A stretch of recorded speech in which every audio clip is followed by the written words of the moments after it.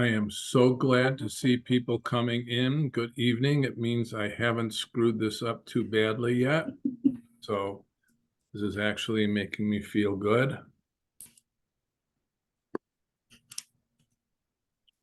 It is 7:01. We're going to wait a couple of minutes to give stragglers a little more time to join us.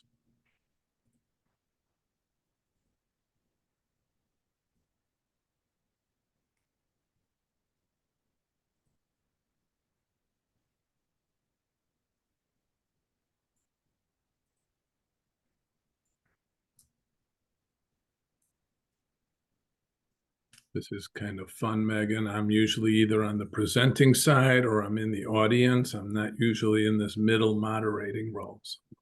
You're doing so Nice great. and different for tonight. You gotta rest and relax and just Yes. good time today. Welcome in, everybody. I'm also so excited to see people coming in. We have a nice group so far. And I recognize some names from friends.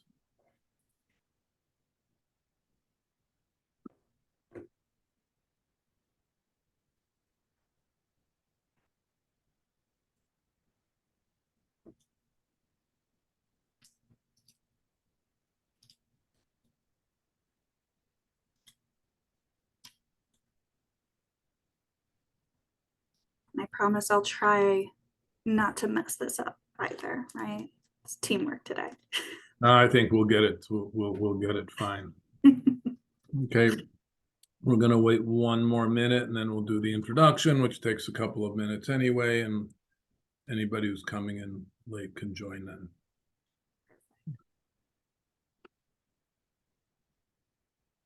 So we don't want to make the people that were on time dilly-dally too long.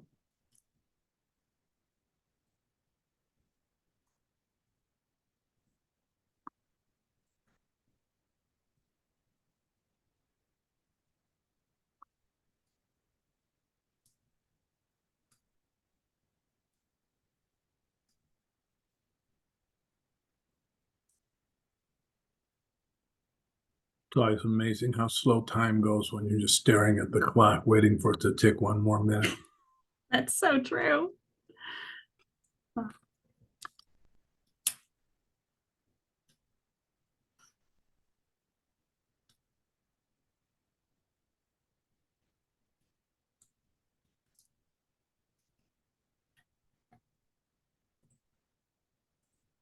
Okay, I think we should get started. We have some things to deal with first. We'll let anybody else come in. So welcome, everybody. Good evening and welcome to Personality Disorders, Persistently Stigmatized. Brought to you by NAMI, Cook County North Suburban, Meghan Rosenzweig, a crisis supervisor at the Joslin Center, and the Skokie Public Library. The Joslin Center is a community mental health center that opened in 1951 to provide the highest quality of care with the idea of equitable access to mental health care for all. The Joslin Center offers comprehensive care with outpatient therapy, psychiatric care, support groups, a living room and drop-in center, an adolescent intensive outpatient program, community support services, and more, and have also opened another location in Waukegan. Before we would begin, I would also like to take a second to thank the Skokie Public Library for sponsoring this event. The Skokie Public Library will help you discover and learn new things, enrich your life, and exchange ideas with materials, technology, and experiences. They're located at 5215 Oakton Street for those interested in stopping by. It is a wonderful library. Thank you for your support and for making this event happen. We appreciate the partnership with the Skokie Public Library. I'm Jeff Rabin, and I'm the Executive Director at NAMI Cook County North Suburban. NAMI, the National Alliance on Mental Illness, is the nation's largest grassroots mental health organization, providing public awareness, no-cost support, and education programs online and in person so that people and families affected by mental illness conditions can better their lives. We are a lifeline to individuals and families who do not know what to expect in their difficult life journey We offer classes, support groups, and do a lot of other local advocacies for mental health. Our programs are all free and open to those in our community service areas, but we do not turn away anyone in need. We're so pleased to have you all here tonight at our 5th webinar in our Mental Health Conditions, What You Need to Know series. This year, each month, mental health professionals will dig deep into a variety of mental health conditions to provide further education, to raise awareness and fight to end the stigma surrounding mental health. For our topic tonight, Meghan Rosenzweig will further educate us on personality disorders, specifically related to 1, how to support and encourage growth for those who have been given a diagnosis of a persistent personality disorder, 2, how to destigmatize and provide support to those with a diagnosis or presenting traits of personality disorders in our communities, and 3, what a personality disorder is and how it presents and impacts an individual in the community. The Mayo Clinic describes personality disorders as a mental health condition where people have a lifelong pattern of seeing themselves and reacting to others in ways that can cause problems. People with personality disorders often have a hard time understanding emotions and tolerating distress. The Mayo Clinic lists 10 types of personality disorders, including paranoid personality disorder, schizotypal, borderline personality disorder, histrionic personality disorder, narcissistic personality disorder, antisocial personality disorder, avoidant personality disorder, dependent personality disorder, and obsessive compulsive personality disorder. Meghan Rosenzweig has stated, this webinar is designed to help destigmatize those who've been diagnosed with a personality disorder. We will explore how to best assist in setting boundaries, de-escalating a crisis, and providing ongoing care to reduce the need for cyclical nature of hospitalization and refusal of care that often is associated with the diagnosis of a personality disorder. We will leave plenty of time for Q&A at the end. If you'd like to type questions in the chat box during our conversation, please do, and we'll review those at the end and ask them to Meghan for answers. Our guest tonight, Meghan Rosenzweig, is a licensed clinical professional counselor and works as a crisis supervisor at the Joslin Center. Meghan has a significant background in crisis mental health support, including inpatient care facilities, intensive outpatient programs, partial hospitalization programs, and therapeutic day school. Meghan's main priority in working with clients has always been safety, security, and the well-being for all those she works with. Meghan values providing the knowledge she's learned in all the interdisciplinary settings to ensure collaborative care is the centerpiece of her treatment practice so that no one person walks through life truly alone. We're thrilled to have her here tonight to further educate us on this ever-important topic. I'm honored to welcome our guest, Meghan Rosenzweig. Meghan, you can share your screen, and it is all yours. Thank you so much for that phenomenal introduction. It is such a pleasure to be here. Let me go ahead and share my screen, and we can go ahead and get started here. All right. Let me first make sure, can everybody see my presentation here? Jeff, do I have the thumbs up? Yes, you do. All good. Amazing. Okay, like Jeff has kind of indicated, my name is Meghan Rosenzweig, a crisis supervisor here at the Joslin Center, and it is my absolute pleasure to be able to touch base with everybody here and provide a little bit of extra support and talk about personality disorders and the stigma associated with them. Today, we are going to go ahead and talk about a couple of things. Like Jeff said, we're going to talk about destigmatization. This is one of the huge things I want to get across today, as well as talk about a couple of effective methods to provide support to individuals that have been given a diagnosis of a personality disorder. And as the crisis supervisor, I'm a little biased. I love talking about crisis de-escalation skills and reducing hospitalizations when we don't have to use that, as it can be particularly traumatizing and pretty triggering if we don't need it. And also, we need to talk about how to provide care to the person providing care, right? How do we help those if we're not helping ourselves? And Jeff did an amazing job talking through the Mayo Clinic. What even is a personality disorder? We're going to talk a lot today and cite the DSM, or the Diagnostic and Statistical Manual of Mental Health Disorders.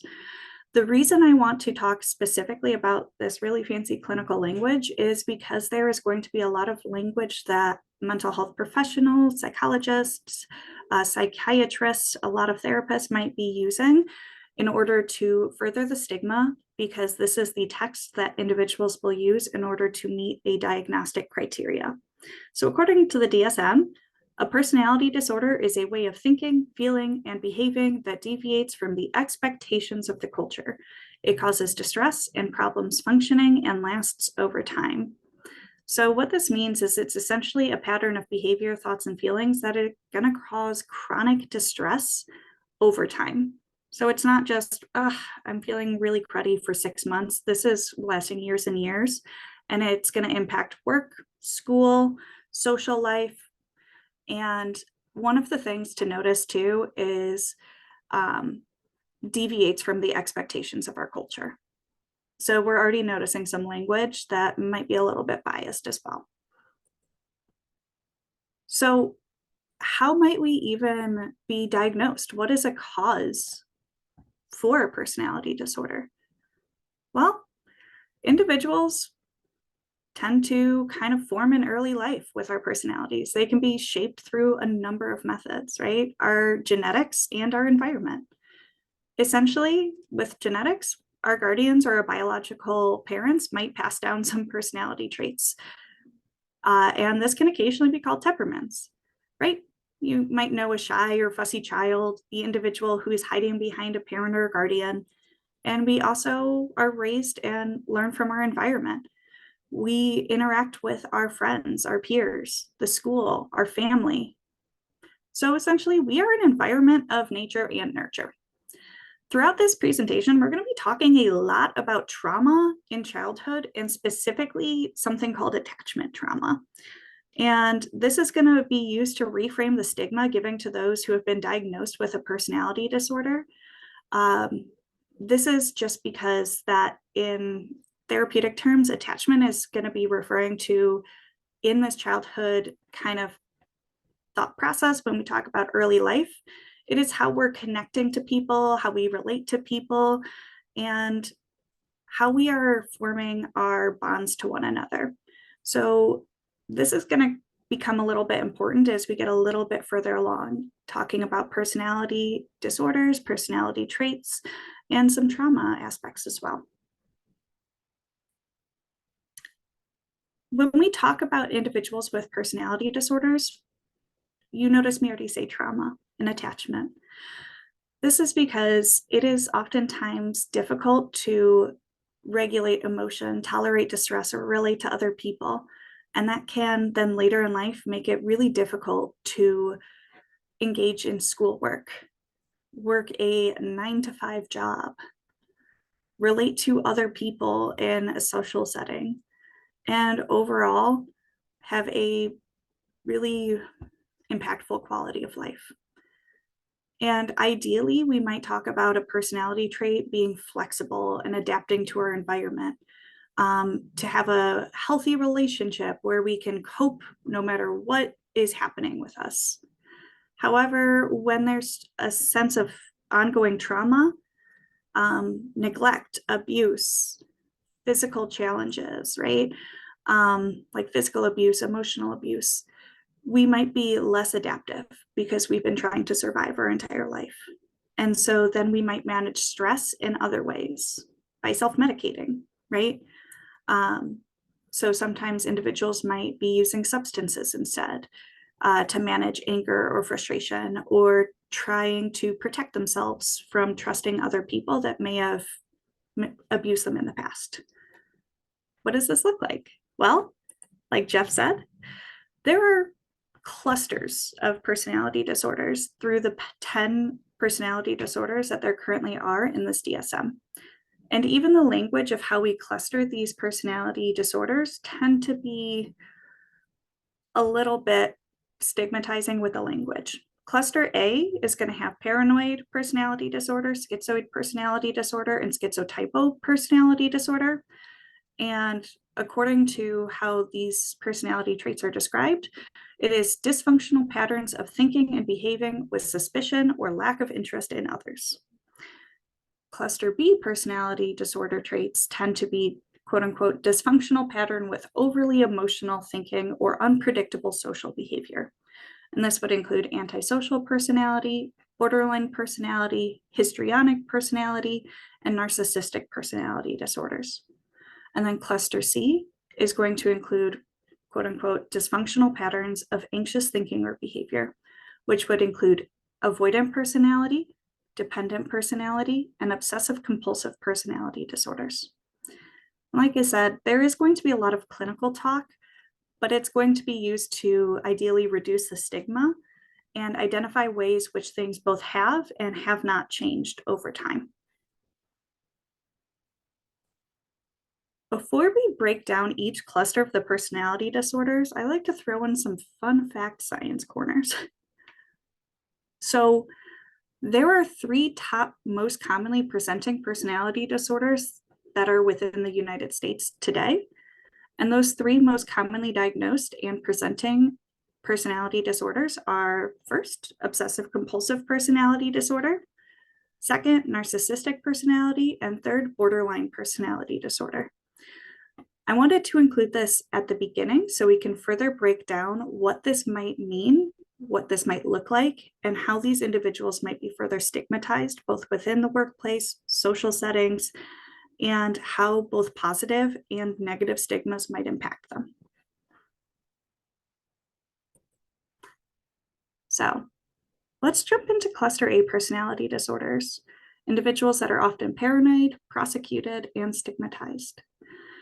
Going back to some trauma and attachment theories, individuals in cluster A oftentimes have a disorganized type of attachment to others, which might mean that the attachment throughout childhood and later adulthood is, well, disorganized, right? Typically, it is this kind of back and forth. I'm not sure if I can trust you. And when I do trust you, are you going to break my trust? And we're looking for comfort and attention that is really back and forth and can be really upsetting too. So we're looking for connection. And then we're also getting our trust broken over and over. So let's start with how the DSM breaks down paranoid personality disorder. And I wanted to kind of break down some of the language used here too. This is identified as distrustful and suspiciousness of others, and the motives that are interpreted as malevolent, where this can be seen in multiple different contexts, where you need at least 4 of the following traits. These traits are oftentimes kind of laced with biased language, right? And the language used in a clinical setting that is used to diagnose somebody with a diagnosis that will follow them for the rest of their life, right? Any diagnosis used that is put in somebody's medical chart will follow them. And so we identify that these are the terms used, how a therapist, a psychiatrist, and a psychologist might look at somebody in order to say, okay, you meet these criteria. This is how we know that you have this personality disorder. So somebody who suspects without basis that somebody is harming them.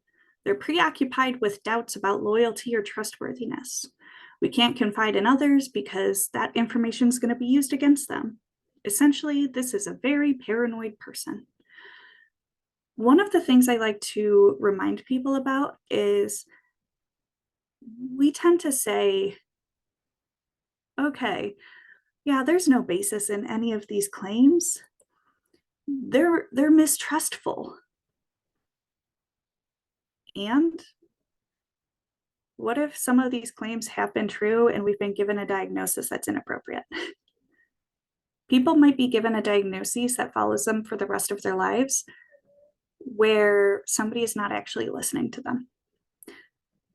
Also, trauma throughout childhood, whether this be emotional, physical, or neglect, has a huge role in this development.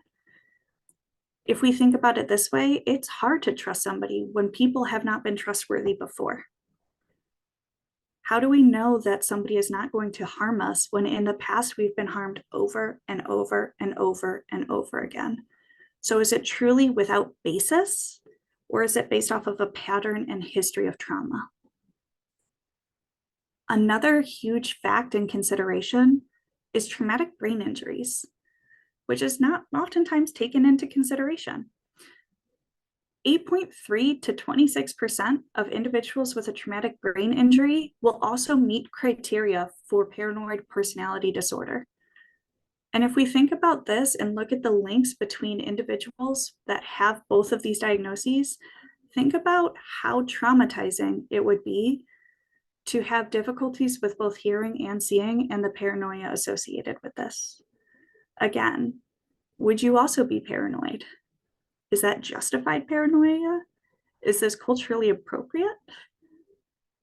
And when we kind of go back to these, is this unjustified? Is this real or demeaning thoughts? And we can kind of identify too, for this individual experiencing these symptoms, this is real. We are hearing and seeing things that are impactful. And it can, without treatment, lead to some significant legal actions, right? We might think, okay, we're being followed, we're being, harassed, we're being attacked by people because this is the life and the brain we're living in. And instead, others might dismiss this and say, that's not realistic. That person is paranoid, instead of sitting, walking along the path with this person. And so these are some things to think about, right? The next personality trait and personality disorder I like to talk about is schizoid personality, which first and foremost, the terminology itself for schizoid, people tend to have an initial reaction to as well, because it sounds oftentimes pretty significantly like schizophrenia, which we're going to get to as well. This is a pervasive pattern of detachment from social relationships and a very restrictive range of expression. This is somebody who, with at least 4 of these traits, quote unquote, does not enjoy any close relationships, will almost always choose solitary activity, takes very little pleasure in any activities, lacks very close friendships other than first-degree relatives like family members, appears indifferent, and shows emotional coldness, detachment, and flattened affect. So some of the things to consider with this too is, first, the difference between schizoid and schizophrenia. Schizophrenia is going to be a range of mental health conditions. And the reason I say it's a range is because it's based on timing. Are you experiencing your symptomology only for 1 month, 6 months, a year? And this is going to cause a significant disconnection from reality, where it will include something like hallucinations, delusions, or really disorganized thinking. Whereas schizoid personality disorder is not going to cause any of these and actually does not usually impact day-to-day functioning. You might ask, well, Megan, I thought the DSM says it's going to cause distress in our daily life. How would this not cause impact in day-to-day functioning? Many times individuals with schizoid personality might be referred for services based off of loved ones in their life saying, well, they're just always alone. I think they need some support, and might be referred for services, support groups, things like that by another person as opposed to themselves, or they might have a comorbid or additional diagnosis as well. We'll get to that. Individuals with schizoid personality, something I like to consider is, again, that big word trauma. With a lack of emotional nurturing during the time that we're growing up, specifically neglect, if we were never shown how to connect to others, then it makes perfect sense to not connect to others later in life as well. And also neurodivergence. A lot of people are incorrectly diagnosed either with schizoid personality or autism, and they might meet criteria for the other, right? So we say, oh, they just don't like people. Okay, is it too loud in here, right? There's also times a lot of neurodivergence that is going on, and people think, well, they just really don't like people. They might not, and also that's okay. Or they might only like the people that have similar interests to them and all of these other things. And also, sometimes people are just introverted and we are putting a cultural expectation on what we need to look like. And there's a lot of comorbidity. A lot of individuals with schizoid personality, they're not going to come to seek treatment because, hi, somebody told me I was emotionally cold and detached. They might come in presenting more with depression or anxiety. Or again, like the previous example, a loved one is telling them to come seek support. We then get to schizotypal, which again sounds very similar to schizoid. It's different, I promise. Kind of. This is a personality disorder where somebody might present with, instead of a disinterest, a discomfort and a reduced capacity for close relationships. And they also are calling this individual somebody with eccentricities, with 5 or more of these followings. This person is going to have quote unquote odd beliefs, unusual perceptual experiences, odd thinking and speech, inappropriate affect. Affect is going to be like your mood, your behavior, things like that. And this is going to be somebody specifically who is interpreting situations as having more meaning. I'm always seeing the number 7 everywhere. It means something so important to me. I'm very superstitious. I know that somebody in my family can read minds. That means I'm going to be able to read minds. Right? Something like that. One thing I talk about with this too, and we're going to get to that in a second, is the intense need to understand culture as well. However, because schizotypal and schizoid are so similar sounding, I always like to say, what is the difference between the two? Schizotypal is a intense discomfort with personal relationships, not disinterest. Like, ugh, that makes me feel kind of gross. I don't want to be around this. Whereas schizoid is just, I don't care whatsoever, right? And neither of these personality disorders experience psychotic symptoms. So what that means is there's not going to be any delusions, hallucinations. We're not going to hear or see anything, as you might in more schizophrenic-based symptoms. So what are some considerations? Again, like I kind of mentioned, culture. What is a quote unquote strange idea of reference? Is it strange for the person that's giving the diagnosis? But it might be completely normal for the individual sitting across from you and their entire culture, right? Another thing that is important is people with this diagnosis might feel isolated and alone outside from the first degree relatives, quote unquote, right? With all personality disorders, and we're going to get to this with treatment considerations, community is so important. Increasing connection, increasing community is going to make such a big difference. And comorbidity. Comorbidity, again, means what is an additional thing that's happening at the same time. Individuals with schizotypal personality will oftentimes also struggle with major depression and might also try to be self-medicating some of the things that they're going through, meaning they might also have a substance use disorder, some obsessive compulsive traits, and social anxiety, right? If people are telling you every single day you're strange and weird, you might be anxious and uncomfortable to be around other people.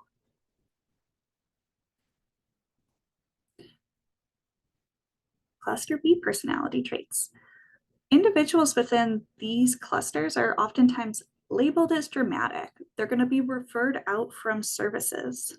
And we're going to talk a lot throughout this about how to help those who need it. Kind of going back to some of that trauma and attachment, individuals here might have some more resistant or disorganized attachment. And we're going to get into why throughout each one of these, where it might be due to extreme responses from a caregiver or, some additional trauma during childhood as well. Let's start off with a big one. This is one a lot of people have heard of, seen in media. It's oftentimes talked about as something really big, really scary, and really violent. Antisocial personality disorder. This was previously called psychopathy, right? This is a pattern of quote unquote disregard or violation for the rights of others. This is the only one that they're like, we have to have at least seen it since you were a teenager. You're a troubled teen where you're not conforming to social norms, you're not following the law, you're deceitful, you're lying, you're not planning ahead, which I'm going to be honest, I don't think I've seen many teenagers plan ahead when they're 15. Pretty impulsive. I think that's kind of normal. There's also a lot of irritability and aggressiveness. You might see this individual getting into a lot of physical fights, and also some consistent irresponsibility indicated by repeatedly failing to work or honor any financial responsibilities. And then the big one that is always associated with this label is lack of remorse. So indifferent to rationalizing or having hurt, mistreated, or stolen from another. Now you have to have indicated 3 of these before you were 15, but you can't actually receive this diagnosis until you're 18. And you have to have another diagnosis of this big diagnosis of conduct disorder before 15. There's a lot of things to talk about with antisocial. Not only was this previously kind of identified as psychopathy, which is a big scary term in and of itself, but also culturally and socioeconomically, or talking financially, this is most diagnosed in both prison settings and in impoverished areas. So what might this tell us? Are people stealing and lying because they have no consideration for other people's well-being? Or are we trying to survive, right? And then who is again diagnosing somebody with this? Another big one is trauma. Always trauma, guys. You're gonna really get annoyed with all of this trauma. But trauma is huge with this. If there's so much neglect and abuse, it is more likely to be development in general of all of these personality disorders. So we are going to notice that a lot of the quote unquote antisocial behavior might include criminal acts, and people might think, oh, they're always aggressive or violent. But while some individuals who also might have this diagnosis can have some sort of, criminal behavior, things like that, again, why, right? Is it because we're surviving, things like that? People say, well, there's no empathy. That's not always the case. There might be some struggle to develop meaningful relationships, and we might sometimes cause harm to other people or their loved ones.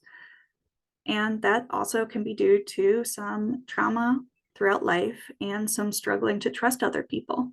It's also still possible for people with antisocial traits to feel love and empathy, usually for a select few people like children, partners, close family members, right? The people that they know for a fact they can love and trust. Also, with this personality disorder that's diagnosed, people are oftentimes self-medicating as well. And more than 90% of individuals with this will have a secondary diagnosis of substance use disorder. Why do we think that might be? Right?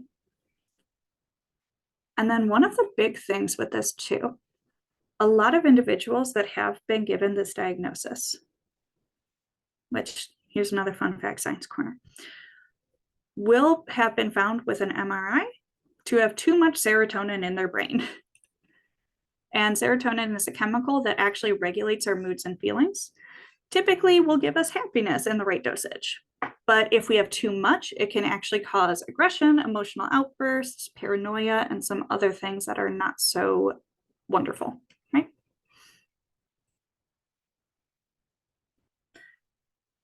So let's kind of go ahead and keep going with cluster B, borderline personality disorder. This is one that a lot of people will talk about. And this is generally identified with a DSM by a pattern of quote unquote instability of relationships with others, right? And self-image, mood, impulsivity, with at least 5 of the following. Essentially, efforts to avoid real or imagined abandonment, unstable and intense relationships with others, where it's kind of this I love you, I hate you. Unstable identity, sense of self, some impulsivity, right? And self-damaging behavior. It's either going to be spending behavior, substance use, reckless driving, eating disordered behavior.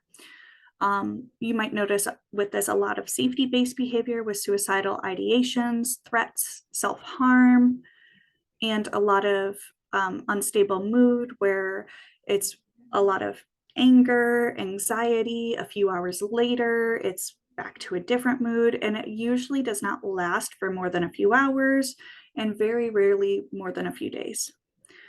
Another big one is a quote unquote inappropriate intense anger or difficulty controlling anger. And then quote unquote transient stress related ideation and severe dissociation. Like all of the DSM criteria, there's some pretty biased language within this. So something that comes up a lot is talking about safety risks with borderline personality disorder. And we're going to get to that with the stigmas that come in just in a moment. But what are the safety risks according to some studies?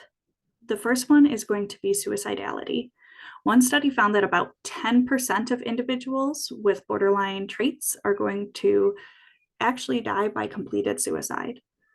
Another safety risk is a misdiagnosis. And the reason this is a safety risk is if you are working on your mental health for a long time and for over 15 years, you are working on your mental health and you're misdiagnosed as having somebody with like neurodivergence, with autism spectrum disorder, bipolar, severe depression, and you're working on all of these things that might not be targeting right what you're wanting to work on, that can be pretty challenging. And also evidence or value for hospitalizations.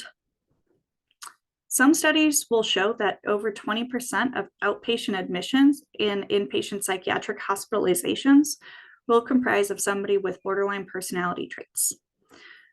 I do challenge some of this because I've worked in many hospital settings. Sometimes people are given rapid hospitalization where I would say, how are we giving somebody a diagnosis of a lifelong personality disorder when you've met them for less than 7 days? To say, okay, I'm so glad you came to make sure you're safe and taken care of. I've now known you for 3 days. You 100%. I can tell you without a doubt, you have a personality disorder. It's pretty challenging to say, right? So some of the data, it's kind of difficult to tell. Another thing that's really important to note, though, is that some individuals who know for a fact, okay, this is my diagnosis, I do need the hospital, they might be referred out even when they are in crisis and be discharged within just a few days when they feel like they might need care longer than that. And this is pretty common, which brings us to some stigmas. Some common stigmas associated with borderline personality disorder and traits are individuals are just quote unquote difficult and angry, or are treatment resistant. And they might be referred out as clients or patients from individual therapy, as the previous example explained, from inpatient hospitalization. You're fine now. You're just kind of coming in and out, back and forth, which actually can just reinforce the fear of abandonment and that I'm a problem, I'm not good enough, and kind of repeat this cycle. And past research, clinicians have reported feeling less optimism, less empathy, and more hostility related to patients or clients with borderline traits compared to patients with other disorders. And part of this can come out after knowing somebody has been given that diagnosis. So this has been done in double-blind studies, meaning, oh, I had no opinion about this person. You're then told that they have a personality disorder. Oh, I knew it. And then they're told, well, they're probably not going to get better then. And another stigma that people will oftentimes talk about is it's not treatable. You can only address the underlying condition, right? As we're going to get to different ways to break these stigmas, don't you worry. I know I'm getting heated up. Okay. One of the other diagnoses that is in cluster B is histrionic personality disorder, which is a pervasive pattern of quote unquote excessive emotionally and attention seeking behavior. Which, what is excessive emotionality and attention seeking? But this is essentially somebody who is characterized by inappropriate, sexually seductive, or provocative behavior. They're using appearance to draw attention to themselves. They're suggestible. One of the things I talk about a lot with histrionic personality disorder is, again, what is culturally appropriate? What is considered problematic in every culture? And also with trauma, again. Individuals with histrionic traits tend to experience harm avoidance, meaning it is better to kind of go with the flow. There's a bias towards behavior that would not result in punishment or non-reward. So we're going to look for things that are going to be safe, right? And this is especially associated with individuals who have trauma throughout childhood and are trying to protect themselves. And also, this is a really gender diagnosis. Female presenting individuals are often thought to be overdiagnosed with histrionic traits and histrionic personality disorder due to the quote unquote sexual forwardness and it being less socially acceptable for female presenting people than male presenting people to be dressed more sexually active, be more provocative, using their physical attention to draw themselves. So when we talk about this, there is also gendered language in a lot of the personality disorders as well, and to kind of identify some of this too. One of the next ones we're going to talk about in cluster B is narcissistic personality disorder. And we're also going to talk about how many of these things get kind of thrown out within social media. Ah, they're such a narcissist, right? This is a pattern of grandiosity, a need for admiration, and a lack of empathy, where somebody is just preoccupied with success, power, beauty. They think they're special, excessive admiration, sense of entitlement. Again, this lack of empathy. We had to say this twice, right? And again, we're showing arrogant, and in the DSM, we say haughty behavior or attitude, which a very fancy word for we're being kind of stuck up, right? When we talk about narcissistic considerations, first and foremost, again, as always, trauma, childhood neglect or abuse and criticism in childhood, or even actually living with parents with specific mental health conditions, is a known risk factor for narcissistic personality disorder. There's also studies to have shown excessive praise and pampering in youth that can lead to an inflated sense of self is also a risk factor, where individuals are told consistently that they're perfect, they're wonderful, and then this is taken away from them later, right? There's a huge comorbidity, meaning a lot of individuals with narcissistic traits will use substances for self-medication throughout their life to say, okay, it is really challenging for me to regulate myself. And there's a higher risk of self-harm and suicidal ideations if not treated or provided support. A lot of times people have found that the FRAMES model of treatment, which is specifically feedback, responsibility, advice, menus for change, empathy, and self-efficacy, has been really helpful in providing support. Meaning we kind of just roll with resistance and provide support to this individual, right? Saying, hey, I understand, and this is what we need to do to make some change. It is really important to avoid arguments and understanding that the reason why we are in the current position doesn't tend to matter. However, it's working on that trauma and attachment wound to kind of redirect and provide support. I like to say it's avoiding a power struggle, right?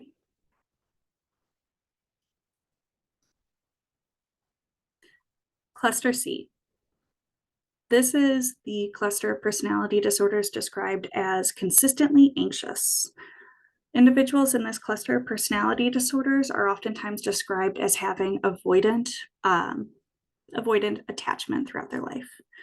They have oftentimes been told that they are too sensitive, they're going to be avoiding people.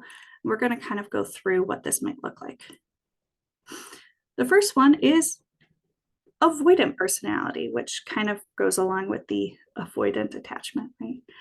Pervasive pattern of social inhibition, feeling inadequate, hypersensitivity to negative evaluation. This is kind of described as unwilling to be involved with people unless you are certain of being liked, fear of being shamed or ridiculed, viewing yourself as socially inept. And we tend to talk about this as, how do we know that this is a personality disorder versus significant social anxiety, right? One of the things that I talk about a lot with avoidant personality is identifying the fear of rejection. It is usually due to a repeated historical experience, again, that trauma that begins throughout childhood and that comorbidity, right? This terrible fear of rejection is usually due to actual experiences. They've been rejected over and over and over and over again, and that's going to lead to a poor self-concept, right? So they're going to actually, instead of it being more of social anxiety, I'm worried about being in front of people, it's more of I don't deserve to be in front of people. And this might lead to substance use, self-medicating behavior, eating disordered behavior, anything to say, okay, I need to do something to make myself feel better in the moment. Dependent personality disorder is the quote unquote excessive need to be taken care of that might lead to submissive and clinging behavior and fears of separation. This is somebody who has been described as having difficulty making everyday decisions without having excessive advice and reassurance from others. The need to assume responsibility for most areas of their life. It is, somebody who has been described as going to quote unquote excessive lengths to obtain nurturance and support, feeling uncomfortable or helpless when alone, and unrealistically preoccupied with fears of being left to care for themselves. Again, this kind of stigmatizing language and this unrealistic language of what does excessive mean? How do we measure excessive? What does this look like too?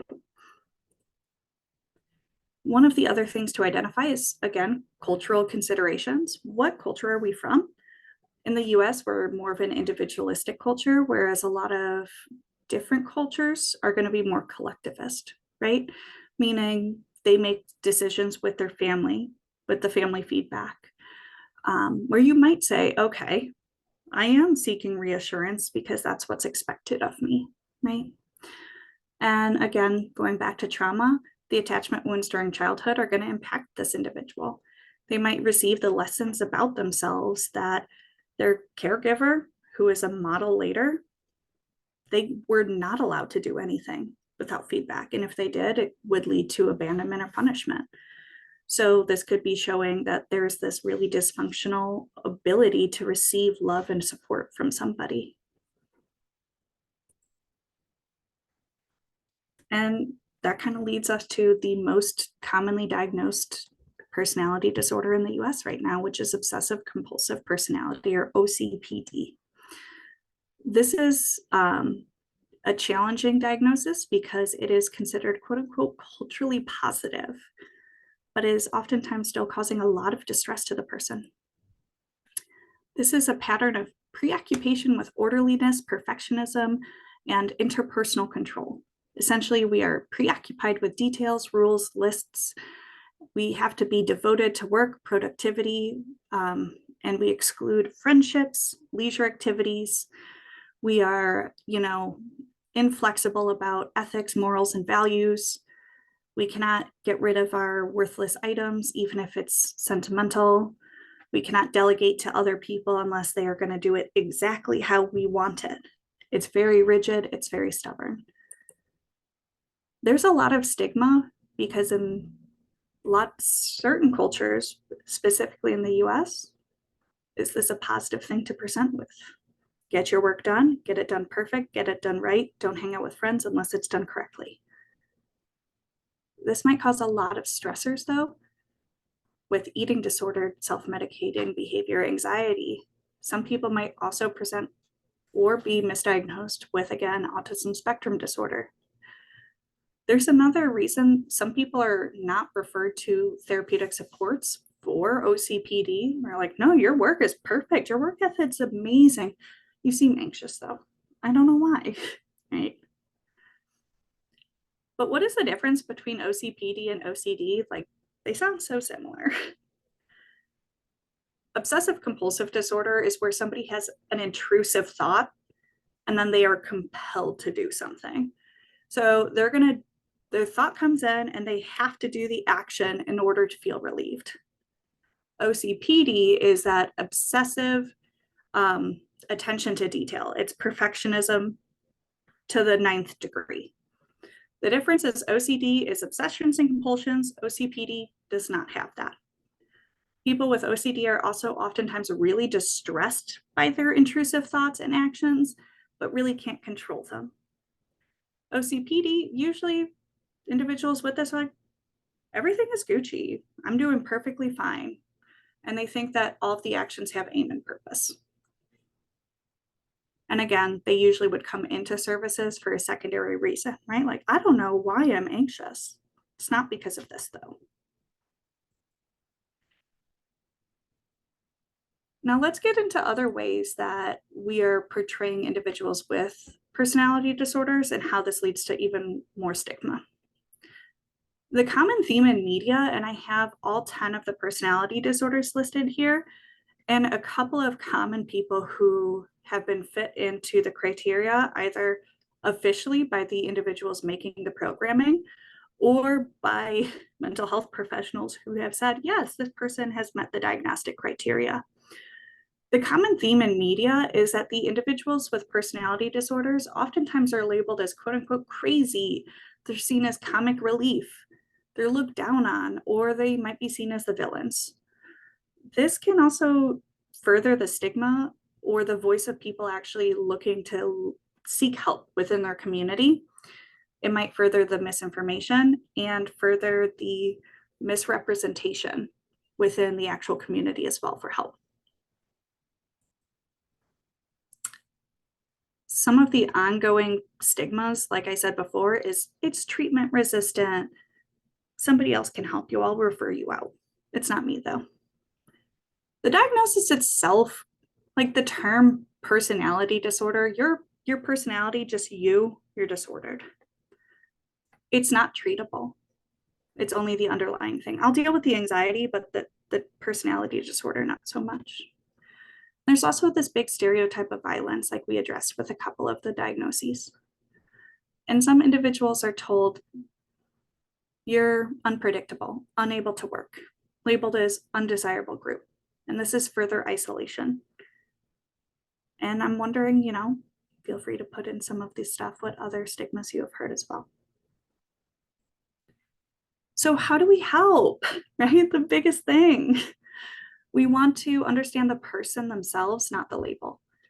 Healing the wounds of attachment trauma, reconnecting somebody to the community, and actually healing attachment trauma wounds can really decrease stress, help somebody regulate emotions, increase dependency with other people, and really decrease social isolation, decrease trouble sleeping, decrease difficulty with attention, and all of these things in general, which is super fun. We love that.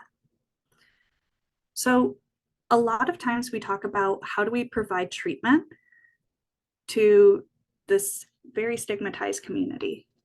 Individuals with personality disorders in therapy themselves, like we talked about, therapists or mental health professionals might refer them out, and mental health facilities like inpatient services might say that these individuals are quote unquote manipulative. There are the safety notes, right, for all of the different individuals, like with any mental health. Safety is always, always, always, always the most important thing. I tell every single person I've ever talked to and ever worked with, I will always take safety seriously, right? And so we always talk about what are the different rates associated of any safety risks. Cluster B and cluster C do have some higher rates of suicidal thoughts and actions. And I tell every single person when we talk about treatment, take safety seriously always. So how do we provide support? What can a community do to help reduce risk and connect somebody? How can a care team reduce our risks? What do we do while maintaining healthy boundaries? Well, realistically, I tell people all the time, it just starts with the relationship. Talk to somebody, connect with them. We've talked a lot about attachment wounds and how this leaves us isolated, disconnected, and the stigma itself can further that isolation and disconnection. Just creating a healthy relationship with healthy boundaries can start the road to healing. So finding a connection within your community is going to be the best way to start a solid foundation of trust and care. If we're talking individualized therapy services, a couple of interventions have shown to have some more effect. I like to say DBT has been shown to be more effective. If people do cognitive behavior therapy, it's always got to be trauma-informed everything. Motivational interviewing is going to really increase your confidence and has been shown to be helpful for substance use. And mindfulness in general really emphasizes being present in the moment, your awareness, fostering emotional processing, and distress tolerance. Now, the way I want to address higher level of care, which means inpatient, IOP, or intensive outpatient programming, or PHP, partial hospitalization, is this is last resort, right? I will always advocate for safety no matter what. However, it is really, really helpful when it's needed, and work with somebody, not against them. Meaning, have we had a traumatic experience at a specific facility? Do we need to talk to somebody and say, can we go somewhere instead? Can we work with you and say, what is going to be the best facility that you feel most supported at? I'll go there. Like, we'll go make sure you get there, right? And do you need inpatient or do you need like a partial hospitalization program? Who accepts your insurance? Let's find that out first so you're not referred out, right? Let's work with you. And also I saw the question, yes, 100%. I will send anybody all of the resources all the time. I also have so many more resources I can send you guys. That's in like my citations and stuff later, don't you worry. And community support. Guys, therapy is not the end all be all, although I'm biased. I think therapy is amazing, but community support is amazing too. If somebody feels connected to one another, go to a support group or a peer group, right? Learn from other people. What stage of change are you in? Feel connected. What is your, something that helped another person? What are activities that just provide structure, right? Let's get out of the home if we need to. It can promote responsibility, create confidence, just some sort of meaningful change. I like to say, what are relationships that give us resiliency? What are the qualities of those relationships? Usually it has to do with being seen, being heard, and that person's helpful to regulate us. So we can get that in peer support groups. We can get that in therapy. We can get that in a religious organization if that's supportive for us. And we can get that in other places as long as it is non-judgmental, it is healthy boundaries, and it is safe. There is no one right treatment intervention. And just seeing the individual where their needs are is crucial. Let's use art, music, connection, cooking, community. A little bit of everything, a little bit of the spice of life to help somebody where they're at. I'm almost done because I know it's question and answer time in a second. I've got like 2 slides left.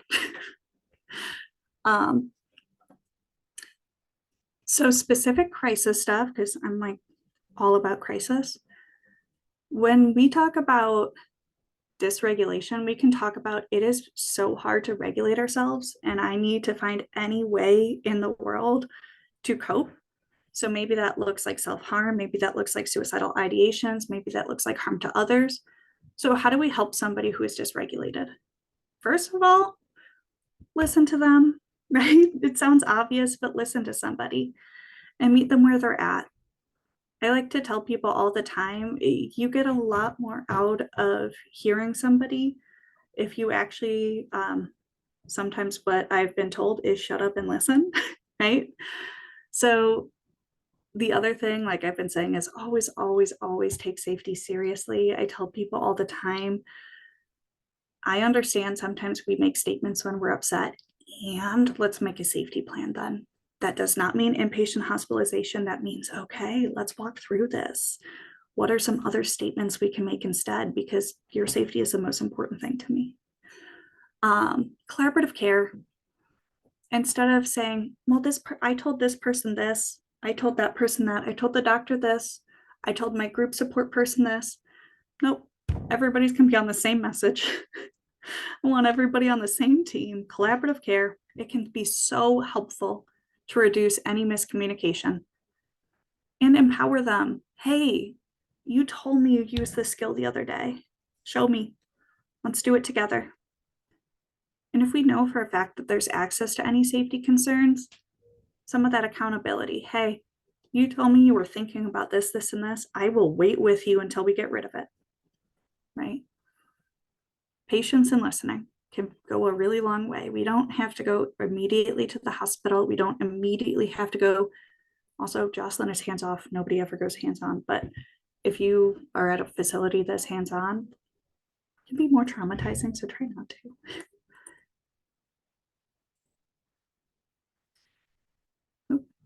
Also, care for yourself. If you are burnt out, you cannot help another person.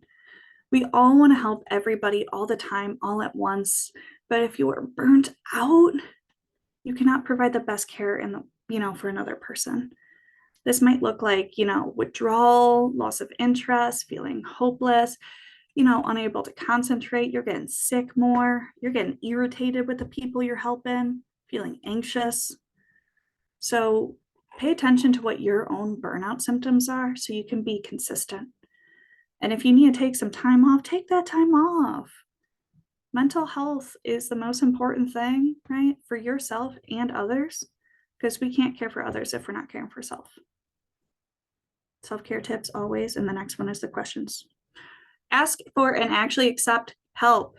I have a lot of times where I'm being told this too. Megan, we can help you too. And I'm like, I know. So if you ask for the help, accept the help. What can you realistically do? SMART goals are my favorite. Specific, measurable, achievable, realistic, time sensitive. These are essentially goals that you can actually set and make within like the same day, the same week. Get connected. Join your own support group. Join your own social support. Not just taking care of your mental health, but your physical health. Because if you are sick, if you're in pain, it's hard to do other things. And remember that you are not alone.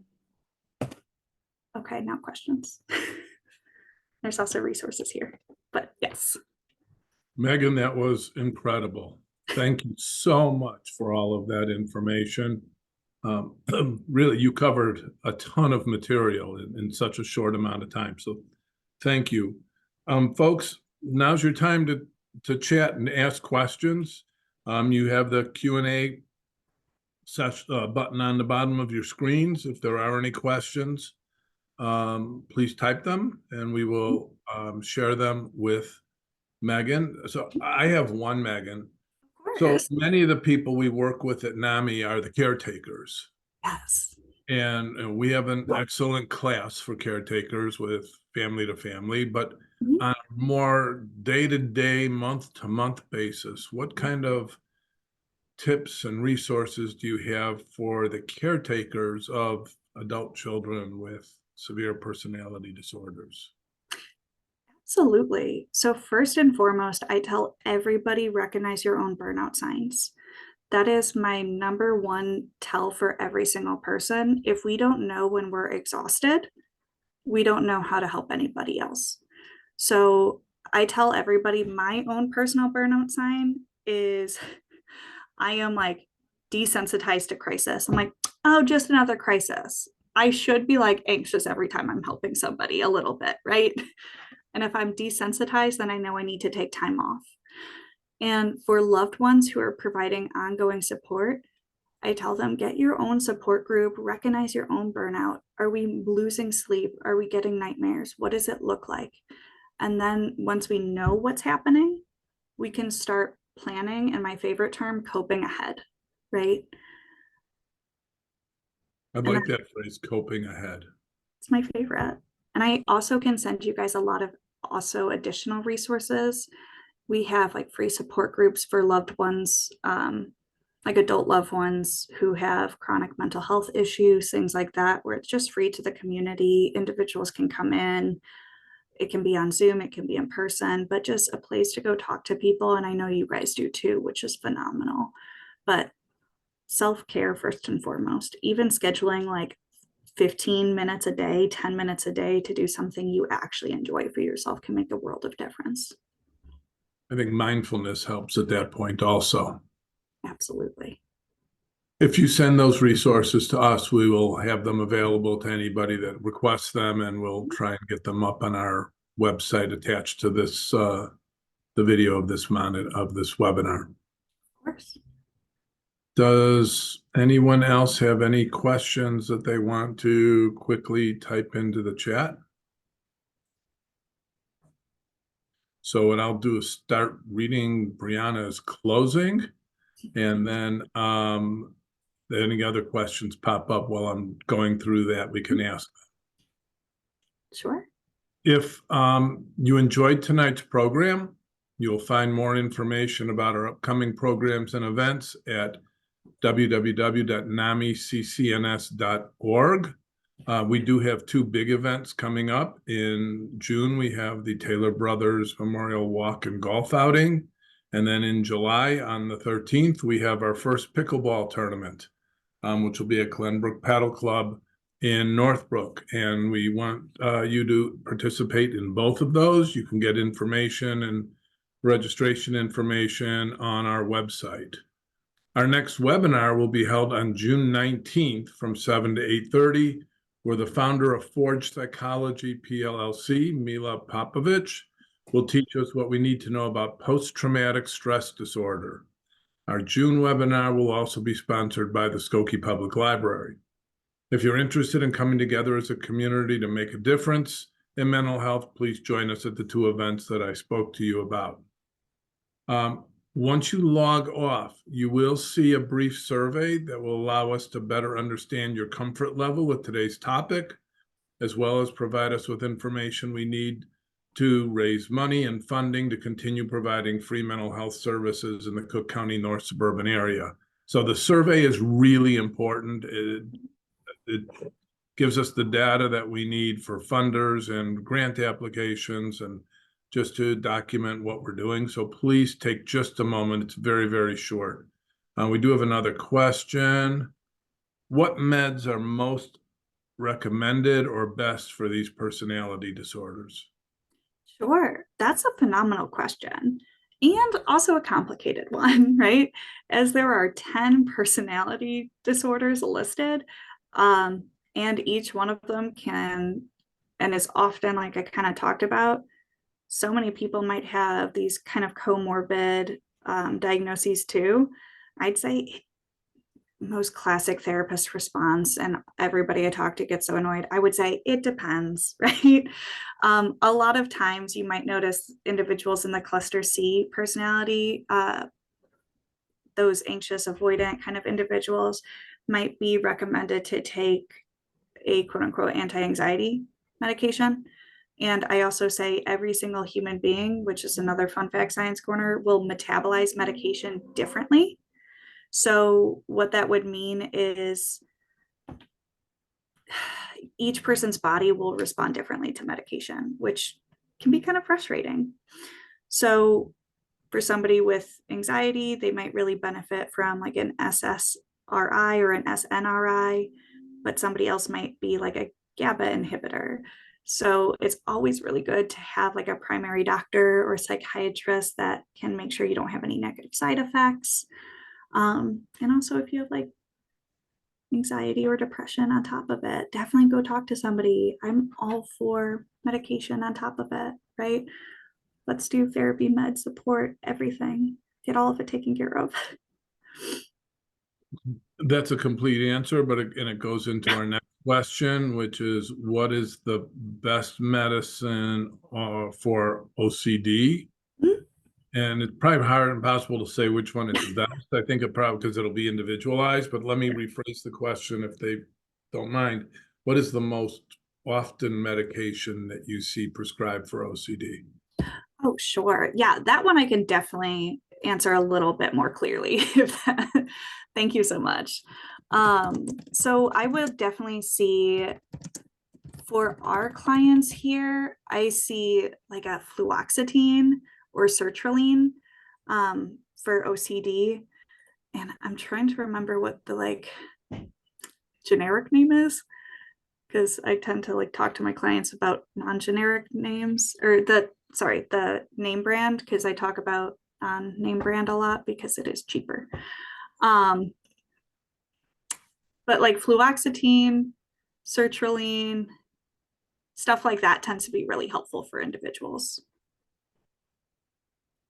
And sometimes too, depending like on who the person is, you might also notice like a really low dosage of like an anti-seizure medication, strangely enough, like double dips for anxiety and OCD for intrusive thoughts. I don't remember the name of it though. Okay, right. And sertraline is Zoloft and Yeah. fluoxetine is Prozac. Thank you so much. I knew the second one I Googled while you were talking. Oh, thank you. I'm like, I'm not the best at multitasking all the time. So thank you so much. I knew the Prozac one. Yeah. I didn't know your answer, but once you used the name, I knew that. Yeah. Um, are there CEUs for this workshop? We did not apply ahead of time for CEUs. So I don't think we can do this post workshop, but we can investigate and we'll let you know after the webinar. That's something we hadn't really talked about was seeing if we could make these possible for CEUs, but it's a really, really good suggestion, and I Yeah. don't think it's that hard to do. Yeah. Absolutely. If there are any other questions, I mean, at this point, people can just shout them out if you want to just unmute yourself if you have that. I don't even know if you have that ability, but we would be happy to try to answer. All right, barring that, if you send us questions, we'll forward them on to Megan and get you answers. We do know how to find her. Yeah. Just down the street in Northfield. Absolutely. Come join us, guys. Please answer the survey. It really is important. We appreciate your presence here tonight, and we look forward to seeing you again at another NAMI CCNS community webinar. Please take care of yourselves and each other. Megan, again, behalf of myself and NAMI CCNS, thank you for a really well done job tonight. It's very impressive work. Thank you everyone for joining. Come join us here at Jocelyn's living room program, amazing open community, all the support. Come join all the NAMI events. They're incredible. And thank you so much for the opportunity to provide some support and some information. Hopefully I didn't talk too fast for everyone.